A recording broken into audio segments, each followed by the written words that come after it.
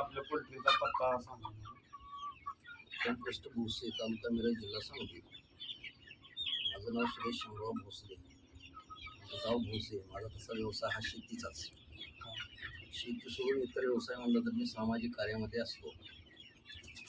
मी पोल्ट्रीचा धंदा सुमारे 25 वर्षापूर्वीपासून करतो. सुरुवातीला एक 50-100 अशा कोंबड्या होत्या आणि तिथून थोडं वाढवत मी आज अखेर जवळजवळ 7,000 ते 8,000 कोंबड्याचं पोल्ट्री शेड केलं. 1,000 पक्ष्याचे सर्वसाधारण 5 ते 6 शेड आहेत आणि ते सोडून माझं ओपन शेड पण मी केलेलं आहे. ओपन शेडमध्ये चारही म्हणजे तुम्हाला सांगतो चारही बाजूंनी भिंत केलेली आहे 3 फुटाची आणि त्याच्यावर 5-6 फुटाची जाळी मारलेली आहे आणि त्याच्यामध्ये त्या शेडमध्ये आंब्याची लागण केलेली आहे. त्यामुळं आंब्याच्या सावलीला दिवसभर पक्षी राहतील. त्याच्यामध्ये शेवग्याची पण लागवड केलेली आहे आणि शेवग्याच्या लागवड केल्यामुळे त्यांना प्रोटीन वगैरे जास्त प्रमाणात मिळेल अशा पद्धतीने मी केलेलं आहे.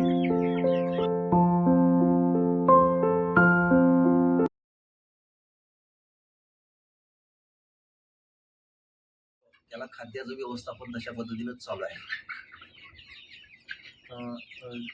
किती पक्षी आहेत आता साधारण? आता सध्या साधारण 4,500 ते 5,000 पक्षी आहेत. पक्षी कोणत्या ब्रीडचे आहेत ते आपल्याला सांगा. पक्षी आता आपल्याकडं सह्याद्री म्हणून एक त्याचं ब्रीड आहे, जात आहे, त्याचे पक्षी आहेत. ते सोडून देशी क्रॉस, DP क्रॉस ज्याला म्हणतात, देशी क्रॉस आणि प्युअर देशी अशा 3 प्रकारच्या जाती आपल्याकडे उपलब्ध आहेत.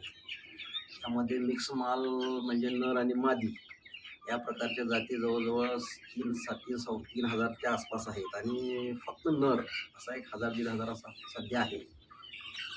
ॲट आपल्या कायमस्वरूपी असा पक्षी बघितला तर 5,000 ते 6,000 पक्षी कायमस्वरूपी शेडमध्ये असतो. ह्या ब्रीडच्या बद्दल जरा थोडी माहिती द्याल का आम्हाला? म्हणजे काय तुम्हाला माहिती पाहिजे? म्हणजे ब्रीडची वैशिष्ट्य बॉयलरची कंपॅरिझन करून. बॉयलरचा पक्षी जर असेल तर सर्वसाधारण 45 दिवसात त्याची 2 ते 2.5 किलो ग्रोथ होते. परंतु हा देशी पक्षी त्याची ग्रोथ 45 दिवसात होतो. ते सर्वसाधारण 70 दिवस लागतात. 70 दिवसामध्ये मादी ही 1 किलोची तयार होते आणि नर हा 1200-1300 ग्रॅमचा तयार होतो. म्हणजे त्या जवळजवळ निम्म्यानं जास्त त्याचं हे असतं. परंतु देशी पक्षामध्ये फरक एवढा मला वाटतो की देशी पक्षी केला तर त्याच्यामध्ये बॉयलरच्या पक्षामध्ये माशी आणि वास याचं प्रमाण जास्त प्रमाणात आहे. देशी पक्षामध्ये माशी आणि वास जेन्युइन नाही आहे. त्यामुळं इतर शेतकऱ्यांच्या तक्रारी किंवा हॉस्पिटल असतील, शाळा असतील, त्याच्यामध्ये तक्रारी निर्माण होत नाहीत किंवा बिझनेस धंदा करण्यासाठी सोपं जातं. आणि आपलं किती स्क्वेअर फूटमध्ये येतं सगळं? आता सध्या माझं हे 8 गुंठ्यामध्ये शेड आहे. 8 गुंठ्यामध्ये 14 बाय 42-45 अशा प्रकारचे 5 शेड तयार केलेले आहेत मी, छोटे आणि त्या शेडमध्ये आज पक्षी भरला की बरोबर 21 दिवस ते 30 दिवसामध्ये 1 महिन्याचा कालावधी सोडून दुसरी बॅच भरली जाते. आणि बोर्डिंगचं जे शेड असतं म्हणजे पक्षी तुम्हाला ऊब देण्याचं ते शेड असतं, त्या शेड म्हणून 21व्या दिवशी ते 25व्या दिवशी पक्षी हा ट्रान्सपोर्ट दुसऱ्या शेडमध्ये करतो आणि त्यामध्ये दुसरा पक्षी भरतो. अशा पद्धतीनं 5 शेडमध्ये एक 3 आठवडा महिन्याप्रमाणे सायकल बॅचेस मी काढतो. हे सर्वसाधारण महिन्याला 1,000 पक्षाची एक बॅच चालते. आणि आजार आणि रोग याविषयी थोडी माहिती द्या. देशी पक्षाला शक्यतो आजाराचं प्रमाण हे कमी असतं. त्यामध्ये तुम्हाला 2 लसी कराव्या लागतात. 5व्या दिवशी लासोटा आणि 11व्या दिवशी गंभीर म्हणून असते. या 2 लसी केल्या आणि इतर ती केरशी म्हणून एक औषध ती असेल किंवा तुमचं टॉनिक जे असेल ते थोडीशी औषधी केली तर जास्त प्रमाणात औषधाचं प्रमाण यायला लागत नाही. जर एखाद्या वेळा ह्या पक्षाला सर्दीचं प्रमाणसुद्धा उन्हाळ्यात जास्त असू शकतं आणि सर्दी येऊ नये त्यासाठी सर्दीची इंजेक्शन किंवा त्याची औषधं वेळोवेळी दिली तर शक्यतो आजाराचं प्रमाण कमी राहतं.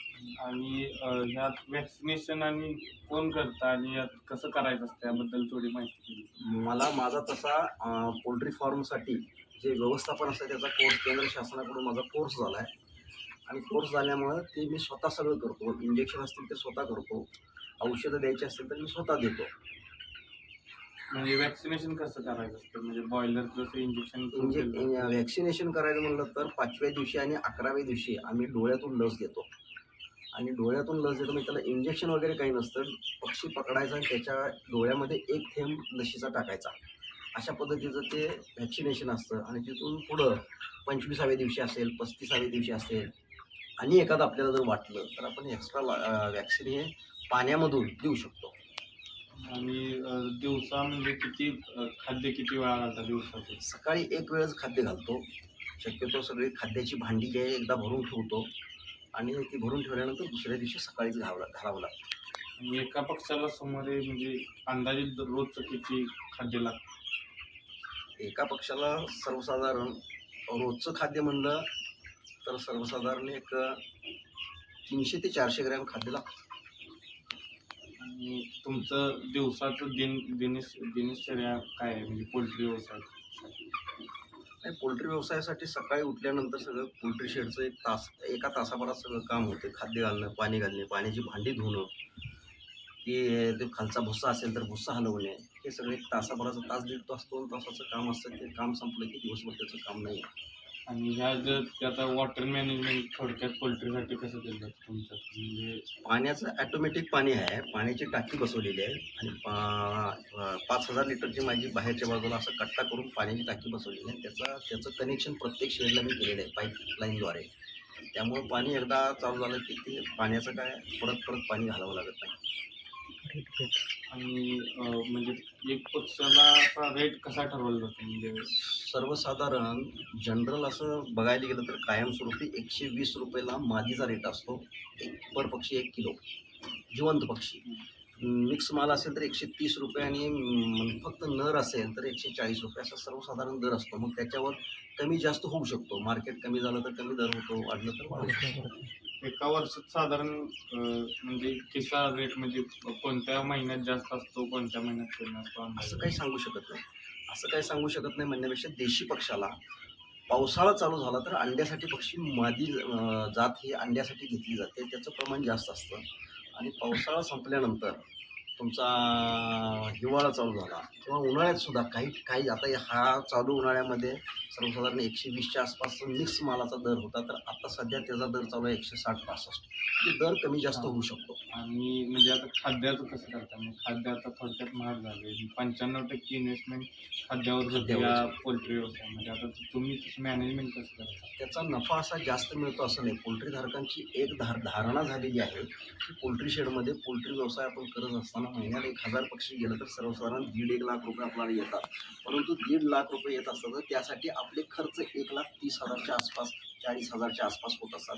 ₹10,000 ते ₹15,000 आपल्याला एका ह्याच्यामध्ये मिळू शकतात. टोटल इन्व्हेस्टमेंट किती झालं? आता टोटल इन्व्हेस्टमेंट सगळे शेड, भांडी आणि पक्षी असं सर्वसाधारण धरून केलं की 16 लाखाच्या आसपास आहे. आता ह्यामध्ये आता जर नवीन कोण माणूस यामध्ये जर एंटर करणार असल्या या बिझनेसमध्ये तर तुम्ही त्यांना तुमच्याकडून काय सजेशन द्याल? मला जे शक्य आहे ते मार्गदर्शन देणार. तुमचा पक्षी कशा पद्धतीने होतो, काय होईल, काय केल्यानंतर काय होईल हे मार्गदर्शन मी करू शकतो. आता तुम्ही यामध्ये 2 टाईपचे शेड केले. एक लिटर मॅनेजमेंटचे केले आणि म्हणजे आणि एक आहे ते ओपन केले. मग त्या दोन्हीमध्ये तुम्हाला फरक कसा जाणवतोय? फरक असा होतो त्या ओपन जे शेड केलेलं असतं त्या दिवसभर जर जास्त पक्षी असेल, दिवसभर तो पक्षी त्या शेडमध्ये बाहेर सोडला तर त्याला खाद्य कमी लागतं.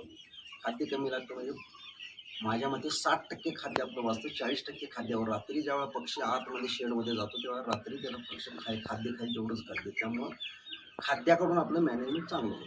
मग ते वेटला थोडा इफेक्ट पडतोय का ते तेवढंच राहतं? तसं काय होत नाही. वेटला फरक पडत नाही. थोडासा फरक पडला तरी सुद्धा पक्षी बाहेर फिरल्यामुळं पक्षी देखणं आणि सुंदर दिसायला. त्यामुळं जे ग्राहक ते बघायला येणार त्यांनी जर त्या पक्षावर जास्त त्यानं दर पण जास्त. आता तुम्ही शेवग्याची आणि आंब्याची झाडं लावून हा नवीन प्रयोग केलाय. त्यामध्ये त्या कोंबडीवर किंवा त्या पक्ष्यावर कसा इफेक्ट पडतो ॲज कम्पेअर्ड टू शेडमध्ये ठेवून पक्षी करण्यावर? एक तर उन्हाळ्याच्या मध्ये सावलीचा प्रादुर्भाव होत नाही. सावली मिळते त्यांना त्या पक्षाला आणि पक्षी असा आहे की उकरून म्हणजे तर त्यामुळं ओपन शेडमध्ये सोडल्यामुळं पक्षाला उकरल्यामुळं त्याचं ग्रोथ चांगली होते आणि ते पालापाचोळा, किडे किंवा तुमचे जानवे अशा प्रकारचे कीटक असेल ते सुद्धा खाऊन त्याचं शारीरिक वाढ जास्त प्रमाणात होते. आम्हाला आता थोडं तुमच्या पर्सनल आयुष्याबद्दल आणि ह्या पोल्ट्री बिझनेसमध्ये तुम्ही कसे एंटर झाला ह्याबद्दल थोडी माहिती दिली तर बरं होतं. माझी तशी परिस्थिती हलाखीची. सुरुवातीला मी व्यवसायामध्ये उतरलो पोल्ट्री शेडच्या, त्यावेळेला परिस्थिती बरोबर कमी हलाखीची होती. त्यामुळे मी 50 पक्षावरून सुरुवात केली. 50 पक्षावरून सुरुवात करत असताना थोडे पक्षी वाढवून एक शेड बांधणी करत मी आता ह्या 5 शेड तयार केली.